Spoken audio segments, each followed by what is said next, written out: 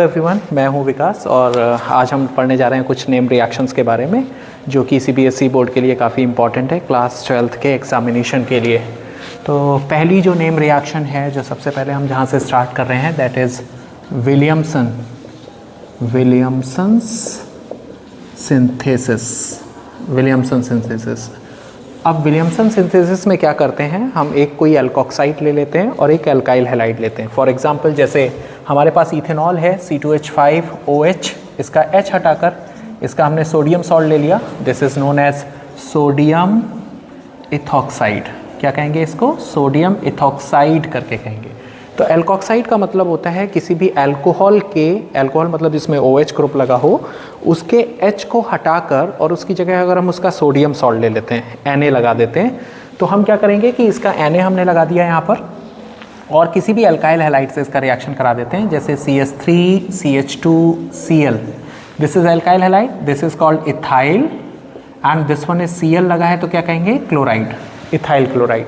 तो किसी भी एल्कोक्साइड का रिएक्शन, मतलब इथॉक्साइड का रिएक्शन, एल्कोक्साइड का रिएक्शन हम लोग इथाइल क्लोराइड से करा दें तो होता क्या है कि यहाँ से एक Na और यहाँ से इसका Cl, NaCl करके यहाँ से रिमूव हो जाएगा। NaCl will be the side product और ये जो C2H5 है या CH2CH3 है, ये इसके साथ कनेक्ट हो जाएगा तो बनेगा C2H5O C2H5। हम इसको C2H5 भी लिख सकते हैं, इतने को हम क्या लिख सकते हैं? C2H5 करके भी लिख सकते हैं। तो बनेगा C2H5O C2H5 which is also known as ether group. अगर O और इसके दोनों तरफ एल्काइल ग्रुप लगे हैं तो this one is called ether. इसका नाम क्या होगा? तो एक को हम पेरेंट चेन मान लें तो बोलेंगे ethane, this is called ethane. 2 carbon का है तो एथ बोलेंगे एन, और दिस इज इथेन का ऑक्साइड तो क्या बोलेंगे? इथॉक्सी। तो this one is known as ethoxy ethane और प्लस क्या बनेगा? NaCl बनेगा। तो विलियमसन सिंथेसिस में हमें याद रखना है कि हमें सोडियम एल्कोक्साइड लेना है और प्लस दूसरा हमें इथाइल क्लोराइड या एल्काइल हैलाइड लेना है, जिसके साथ हम रिएक्शन कराएंगे तो NaCl करके निकलेगा और ईथर का फॉर्मेशन होता है। फॉर एग्जाम्पल एक और एग्जाम्पल ले लेते हैं, जैसे सपोज डेट कि हमारे पास यहाँ पर बेंजीन है और इस पर OH फिनॉल है, ठीक है। इसके H को हटाकर हमने इसका सोडियम सॉल्ट ले लिया, मतलब this one is negative, this one is positive, और इसके साथ अगर हमने CH3Cl का रिएक्शन करा दिया, CH3Cl मतलब मिथाइल क्लोराइड का रिएक्शन करा दिया, दिस इज सोडियम फिनॉक्साइड, इसको हम बोलेंगे सोडियम फिनॉक्साइड और इसको बोलेंगे हम लोग मिथाइल क्लोराइड। अगर हमने इसका रिएक्शन करा दिया तो इसका Cl, इसका NaCl करके यहाँ से निकल जाएगा और बेंजीन पर बचेगा O और इसका ये जो CH3 है वो इस O के साथ कनेक्ट हो जाएगा यहाँ, and this one is known as anisole. इसको क्या बोलते हैं? एनिसोल करके बोलते हैं। This one is also an ether. क्यों ईथर है? ये बन गया C6H5, इसको C6H5 कहेंगे, फिर इसके साथ जुड़ा है O और O पर जुड़ा है CH3। तो अगर ये लिंकेज आपको कहीं दिखती है तो इस लिंकेज को क्या बोला जाता है? ईथर कहा जाता है। तो एग्जाम के लिए, आपके CBSE बोर्ड के एग्जाम के लिए विलियमसन सिंथेसिस जो कि halo alkane hello arenes chapter से है, काफ़ी इंपॉर्टेंट है और इस रिएक्शन को जो है हम लोग एग्जाम में अगर आती है तो लिख सकते हैं। इसकी एक लिमिटेशन भी होती है, लिमिटेशन क्या होती है कि अगर सपोज डेट कि हम टर्शरी अल्काइल हैलाइड लेते हैं CH3 और यहाँ CH3 और इस पर लगा है Cl, tertiary alkyl halide. Tertiary किसे कहेंगे? जो कार्बन है जिस पर हेलोजन लगा है, अगर वो 3 कार्बन से अटैच है तो this one is called tertiary alkyl halide.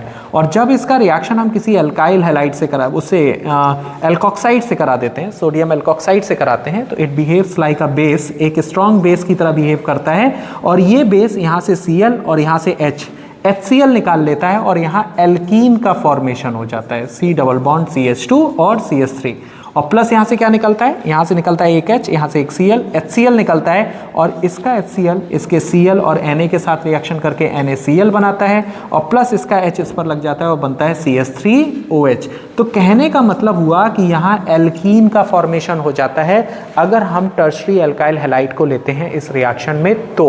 तो अगर सपोज डेट कि हमें टर्शरी अल्काइल हैलाइड का ही ईथर फॉर्मेशन करना है तो क्या करेंगे? हम इसके एल्कोक्साइड ग्रुप को यहाँ लगा लें और इसके हैलोजन ग्रुप को यहाँ लगा दें तो हमारा डिजायर्ड प्रोडक्ट बन जाता है। जैसे यहाँ C कर लें, यहाँ CH3, इधर CH3, इधर CH3 और यहाँ कर लें इसका ONA मतलब एल्कोक्साइड। टर्शरी एल्काइल का, टर्शरी कार्बन का एल्कोक्साइड ले लें और इसका रिएक्शन अगर हम किसी एल्काइल हैलाइड से करा दें तो इसका Cl, इसका Na अब निकल जाएगा और यहाँ बनेगा CH3C, CH3, CH3 और बनेगा O और इस पर जुड़ जाएगा CH3 और क्या निकल जाएगा यहाँ से, इसका Na और इसका Cl प्लस NaCl करके निकल जाएगा। तो हमें डिजायर्ड ईथर फॉर्मेशन हो जाता है। बस हमें ये याद रखना है कि अगर हम टर्शरी अल्काइल हैलाइड लेते हैं और उसका अगर रिएक्शन हम किसी एल्कोक्साइड से कराते हैं, सोडियम एल्कोक्साइड से, तो वो एक बेस की तरह बिहेव करता है, स्ट्रॉन्ग बेस की तरह, जो यहाँ से HCl को एक्सट्रैक्ट कर लेता है।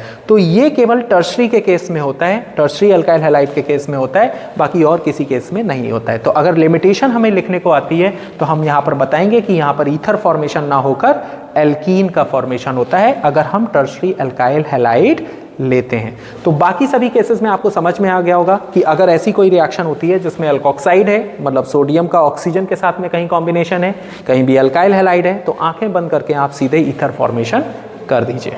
आई होप समझ में आ गया होगा आपको। Thank you.